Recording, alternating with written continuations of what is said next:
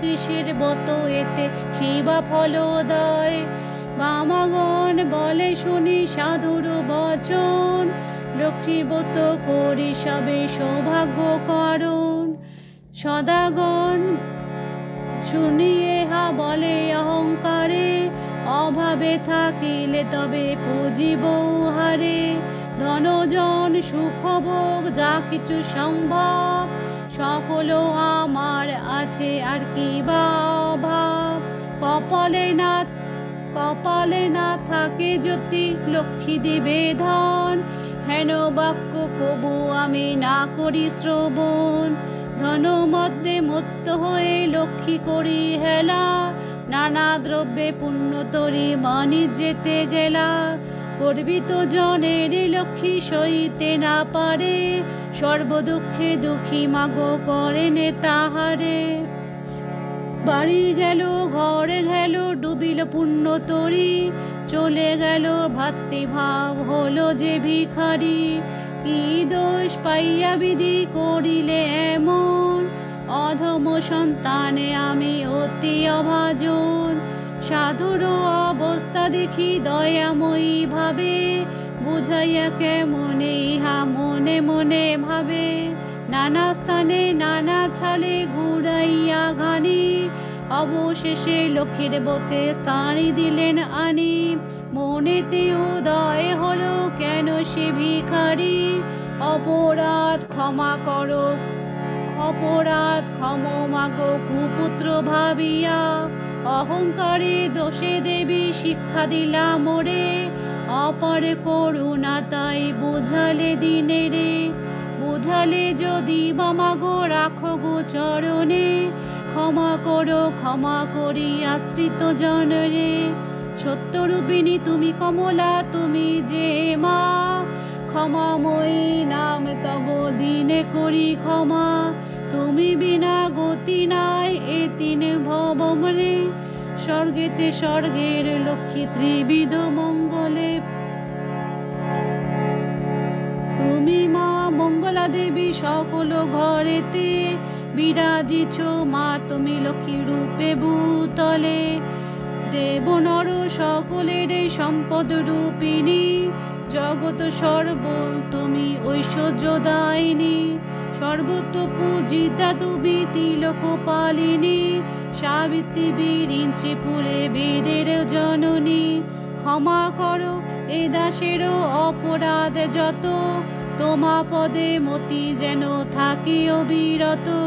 শ্রেষ্ঠ হতে শ্রেষ্ঠ তারা পরমা প্রকৃতি, উপাধি বর্জিতা তুমি মূর্তিমতি ধীতি।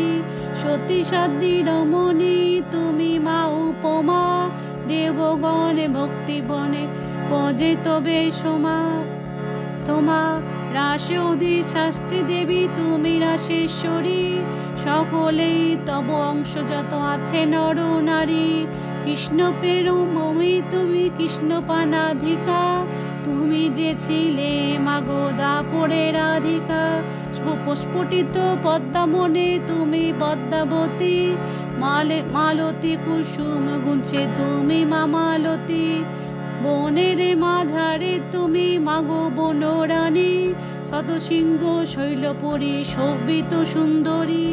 রাজলক্ষ্মী তুমি মাগো নরপতিপুরে, সকলে গৃহে লক্ষ্মী তুমি ঘরে ঘরে। দয়াময়ী ক্ষেমঙ্করী অধমতারিণী, অপরাধ ক্ষমা করো দারিদ্র বারিণী। পতিত উদ্ধার করো পতিত পাবনী, অজ্ঞান সন্তানে কষ্ট না দিও জননী। অন্নদা বরদা মাতা বিপদ নাশিনী, দয়া করো এবে মোরে মাধব ঘরণী। এই রূপে স্তব করি ভক্তিপূর্ণ মনে, একাগ্র মনেতে সাধু ব্রত কথা শুনে। ব্রত কথা শুনে ব্রতের শেষে নত শিরে করিয়া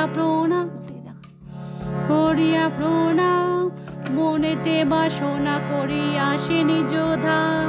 গৃহেতে আসিয়া বলে লক্ষ্মীবত সার, সবে মিলি ব্রত করি প্রতি গুরুবারে।